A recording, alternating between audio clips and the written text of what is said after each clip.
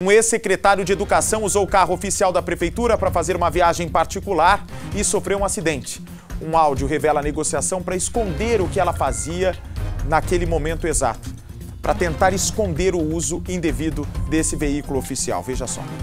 O carro, dirigido pelo ex-secretário de Educação, Ângelo Invernizzi, teria sido trazido para o pátio da Transerp, a empresa que gerencia o transporte na cidade, após um acidente em São Paulo no dia 8 de junho. As investigações concluíram que Invernizzi usou um carro oficial para um compromisso que não era da prefeitura e que o ex-secretário pediu ajuda para tentar encobrir uma situação irregular. O jornalismo da Record teve acesso ao trecho do inquérito sobre o acidente.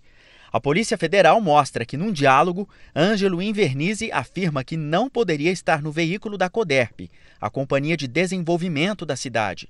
Depois do carro derrapar e tombar, Ângelo ligou para Marco Antônio dos Santos, ex-secretário de administração. Marco Antônio está preso e, segundo o inquérito, acionou o presidente da empresa de trânsito Transerp, William Latuf, que orientou o recolhimento do carro ao pátio e a comunicação de uma falsa ocorrência para que a seguradora cobrisse os custos. Isso ficou claro numa ligação entre Invernizzi e uma mulher identificada como Regina. O problema maior meu é que eu não poderia estar dirigindo esse carro, né? Agora eu vou ter que pegar o carro. Esse carro não é o seu?